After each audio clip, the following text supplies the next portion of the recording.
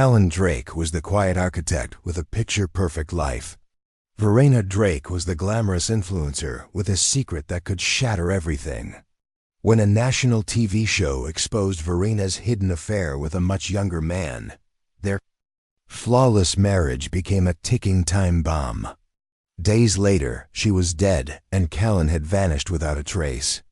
What began as a betrayal turned into a nationwide manhunt, and behind it all was a meticulously planned crime that no one saw coming. Callen Drayke had always believed in control. As an architect, he thrived in structure, precision, and order. His home in the suburbs of Seattle reflected that same calm discipline, everything in its place. Clean lines, minimalist design. From the outside, the Draykes were the kind of couple others envied. Callen had built a solid career designing high-end properties for tech executives, while his wife, Verena, had turned her passion for health and beauty into a booming social media brand. With over 300,000 followers, she was frequently approached by wellness companies for sponsorship deals and appearances.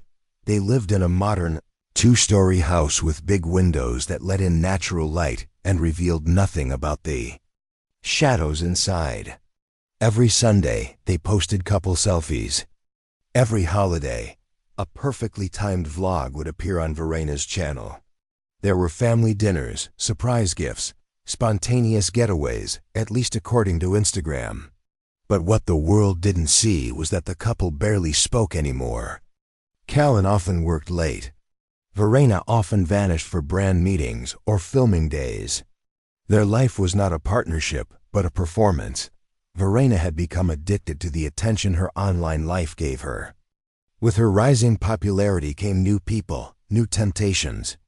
Dane Castor, a bartender 10 years her junior, first appeared in one of her brand-sponsored workout events.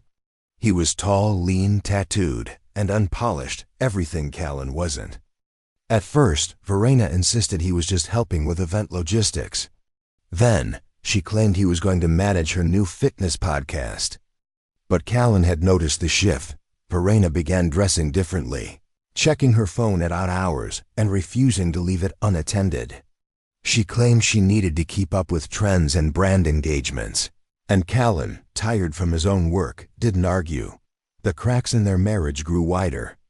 At night, Callen would lie awake in the master bedroom, while Verena would lock herself in her home office downstairs under the pretense of editing content. He once walked in without knocking and saw a video call with Dane still open. She quickly shut her laptop. Callen said nothing, but his mind began to change. Not with rage, but with clarity. Something was happening, and he needed to confirm it. He quietly began logging her calendar. He monitored her public social media posts and compared timestamps. He even installed a discreet tracker app on her phone while she slept one night. What he discovered over the next 2 months confirmed every suspicion. Verena wasn't just having an affair. She was financially supporting Dane, paying his rent through her sponsorship income, transferring small sums regularly, and even considering bringing him on as a creative partner. Callen's sense of betrayal wasn't loud. It was quiet and cold, like a deep internal freeze, but he didn't confront her. He continued to act like the supportive husband. They still took selfies, still smiled at family brunches, still posted photos with matching coffee mugs. He was biding time, planning something. But even he didn't know what until a national TV show changed everything.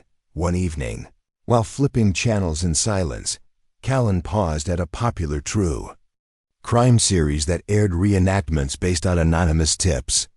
The episode was titled Influencer Secrets Exposed. As it unfolded, a familiar voice began speaking. Blurred visuals, altered audio, and dimly lit shots of someone in a luxury kitchen. The anonymous informant described an affair between a well-known married fitness influencer and a younger man.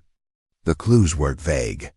The narrator mentioned a specific post about clean eating Sundays, which Verena had shared 2 weeks prior. Online detectives latched onto the story within hours. TikTok, Reddit, and even major gossip sites speculated. It was Verena. Side-by-side image comparisons circulated rapidly. Influencer scandal hashtags began trending. Verena dismissed it online as a smear campaign, but the damage was done. For Callen, there was no longer any doubt.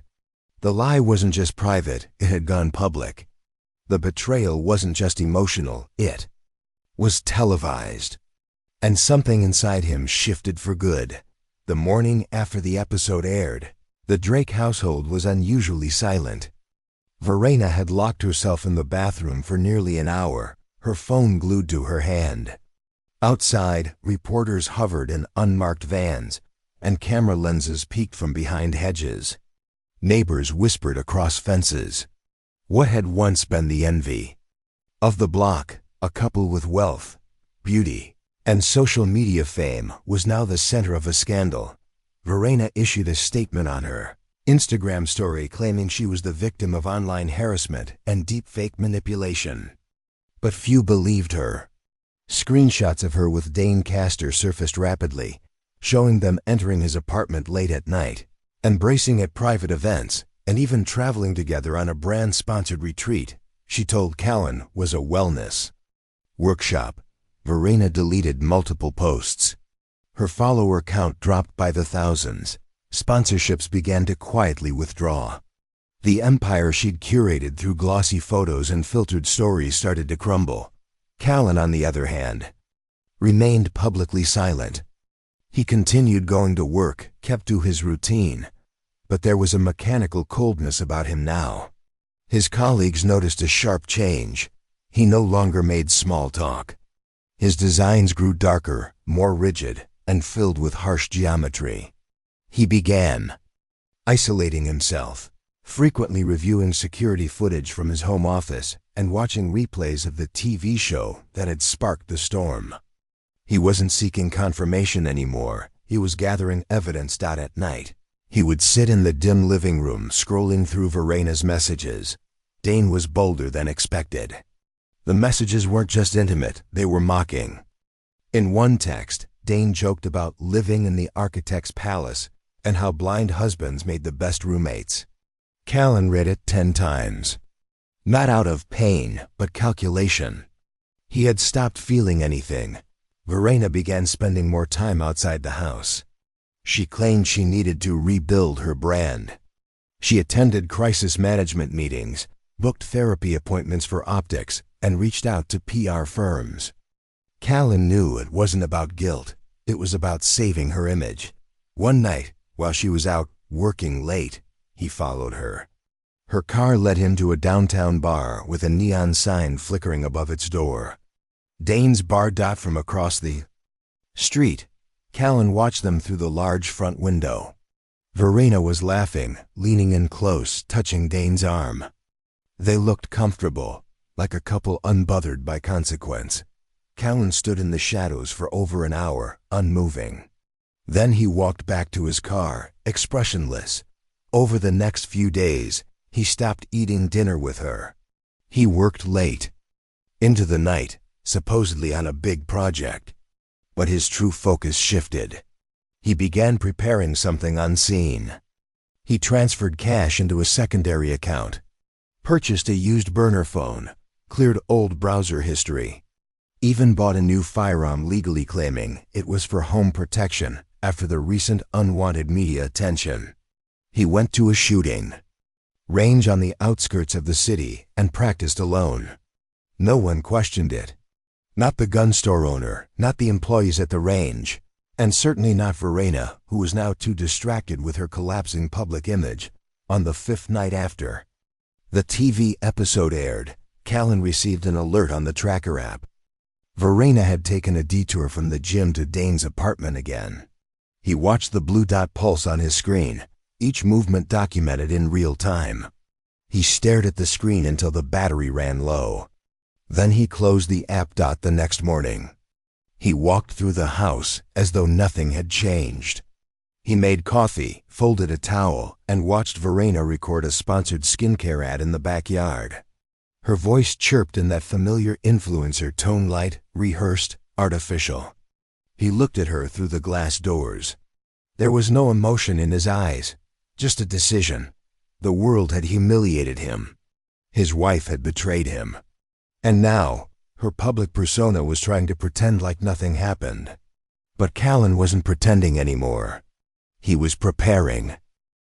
The house was dimly lit that evening. Outside, the suburban street basked in the soft glow of porch lights and setting sun. But inside the Drayke residence, an eerie stillness hung in the air. Verena hadn't come home yet, and Callen sat alone in the living room, motionless, his phone face down on the table, a single glass of water untouched beside him. On the wall, the framed wedding photo of them smiled back, a frozen memory from another lifetime. Hours passed.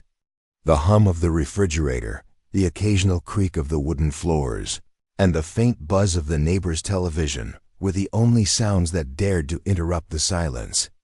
Then, sometime after midnight, headlights swept across the living room window. Verena was home.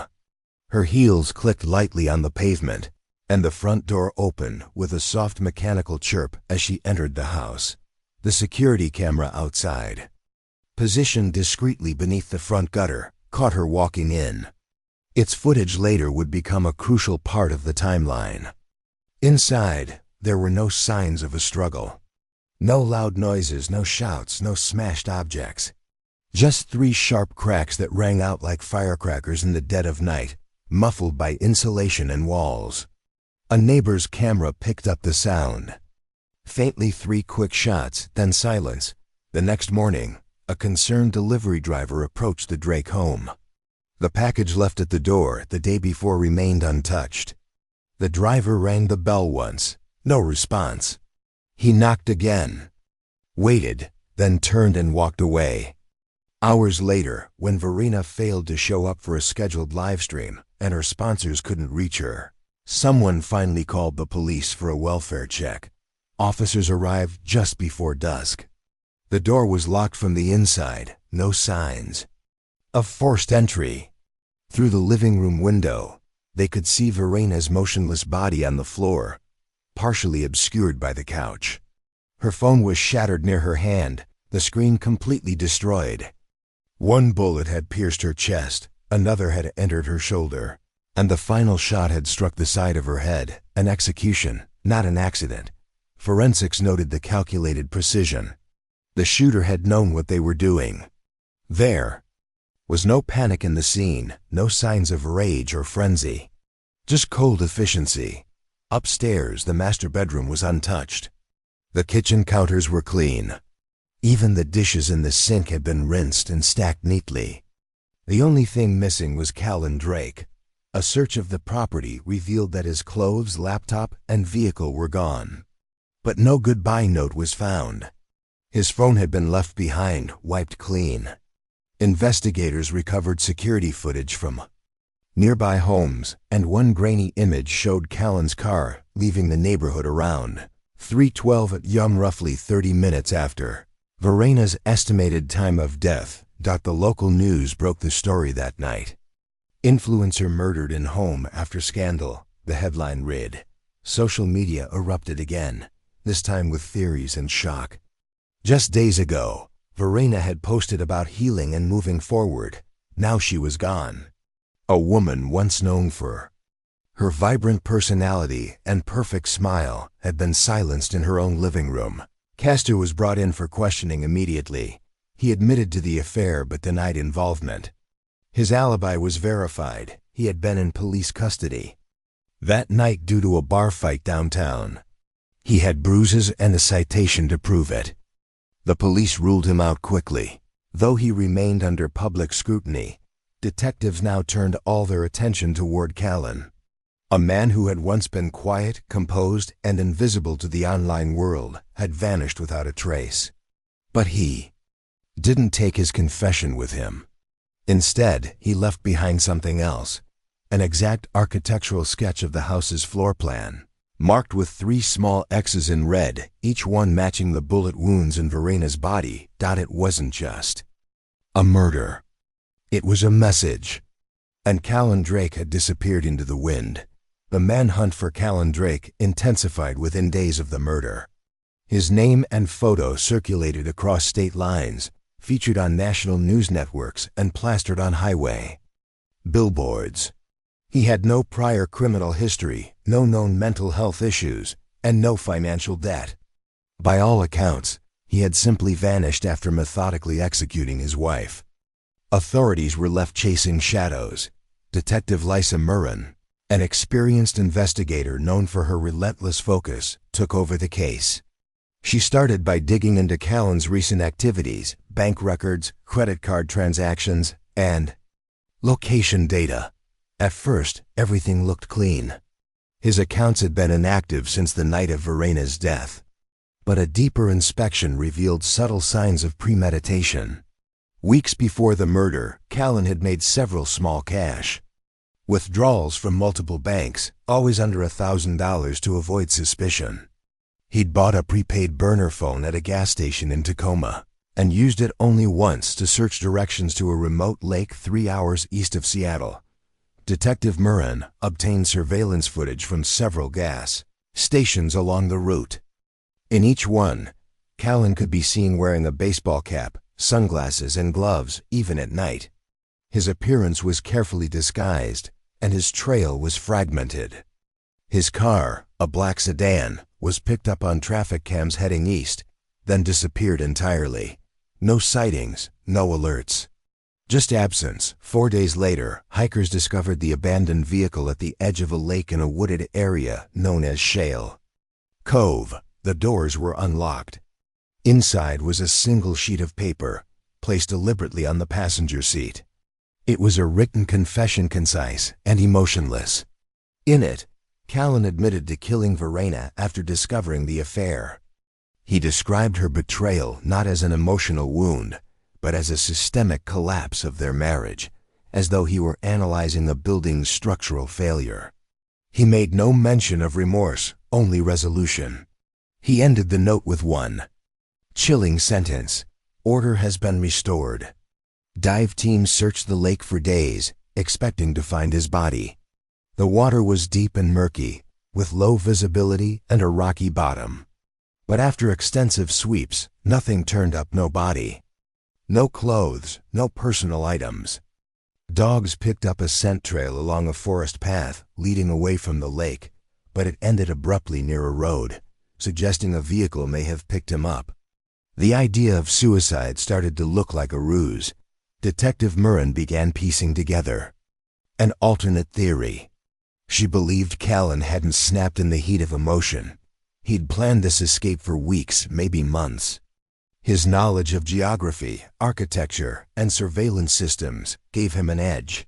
He'd designed homes with panic rooms, hidden compartments, and remote access systems. He understood how to disappear, but the biggest twist came when investigators discovered that Callen had quietly purchased a small plot of land under a shell company in the Canadian wilderness months earlier. It had no official address, no registered utilities, and no structures visible on satellite imagery. It was only through property tax filings that the connection was made. This revelation changed the entire scope of the investigation. Now the case crossed into international territory. Despite the lead, the area was too vast and remote for a precise search. The Canadian authorities were notified and joined the effort, but no trace of Callen was found. It was as if he had stepped off the map and into the trees, leaving behind only questions. Back in Seattle, Verena's funeral was a somber, heavily guarded affair.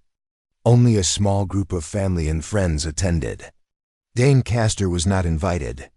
Her social media pages were memorialized, flooded with comments ranging from sympathy to rage. The glamorous life she had flaunted now stood frozen a digital shrine to a tragedy no one could stop replaying. Detective Murren kept the case open. Every few months, a tip would come in. A man matching Callen's description, buying supplies in a mountain town. A stranger seen living off-grid in a remote cabin. But each lead faded. Each trail went cold. And still, the question echoed: did Callen Drayke vanish forever, or was he simply watching, waiting in a life he built far from the one he destroyed. A full year passed since Verena Drayke's murder. The media frenzy had quieted, replaced by newer scandals and tragedies, but the cold, unresolved case still lingered in the minds of those who had followed it from the beginning. It was more than just a shocking crime. It was the story of a man who had seemingly calculated every move with precision and disappeared without a trace. The mystery haunted true crime circles, online communities, and law enforcement alike. Detective Lisa Murrin refused to file the case away as just another unsolved fugitive story. She believed Callen Drayke was still alive, and more disturbingly, thriving somewhere under a new identity. In private, she often said that people like him didn't act out of desperation. They acted out of design. And design, after all, had been Callen's specialty. Months after the search at the Canadian property yielded no evidence, a new tip surfaced, one that would shift the case in an unexpected direction. A wildlife photographer hiking deep in the Yukon Territory reported a brief encounter with a soft-spoken man who introduced himself as Colt. The man appeared educated, unusually well-groomed for a forest dweller, and had a distinct American accent. The photographer didn't think much of it until he returned home and saw a YouTube documentary replaying the case. He contacted authorities. Immediately, by the time local police arrived to investigate the area, Colt was long gone. But the cabin the photographer described was real, hidden, camouflaged, and nearly impossible to find without guidance. Inside were signs of recent occupation: empty food cans, neatly folded clothes, a small wood-burning stove, and most notably, several hand-drawn architectural sketches pinned to the wall. One of them appeared to be a design for a storm shelter with an underground escape tunnel. DNA results were inconclusive, but Detective Murrin believed the sketches were unmistakably Callen's work. Despite the new lead, no further trace was found. The trail once again faded into silence. But the story refused to die. A major streaming service aired a 3-part documentary titled Vanished, The Architect of Murder, which reignited interest in the case. The documentary re-examined every piece of evidence, interviewed neighbors, and analyzed Callen's personality. It portrayed him not as a man driven by sudden violence, but as someone who treated murder as the final solution to a personal equation. Viewers were captivated by the eerie calmness of his confession letter and his ability to vanish in a world where digital footprints were nearly impossible to erase. Online sleuths dove back into the case. Forums were filled with theories. Some believed Callen had assumed a new identity and lived among remote communities in Alaska or Canada. Others suggested he had faked the entire disappearance, staged the lake scene, and escaped overseas using forged documents. A few even speculated he had returned to Seattle and was hiding in plain sight. None of it could be proven. Dane Castor, the man at the center of the affair, withdrew completely from public life. He quit bartending and moved away from Washington. Attempts to interview him for the documentary were denied. Those close to him said he became a ghost, paranoid, withdrawn, and often looking over his shoulder. Some whispered that he feared Callen would return someday to finish what he started. Meanwhile, Verena's social media presence remained frozen in time. Her last posts, smiling selfies, motivational quotes, brand deals, stood as a digital illusion of a life that had already begun to unravel. Her followers occasionally left comments on old photos, calling her a victim, others calling her reckless. No one could agree on who she truly was beneath the filters. Detective Murrin kept a folder, labeled simply CD. Inside were all the leads, maps, timelines, and theories, some promising, others wild. She added to it every few months, convinced the story wasn't over. She believed Callen Drayke was still out there, watching, planning, maybe even building again. But one thing was certain: whatever structure he lived in now, it was designed to be untraceable. Just like him.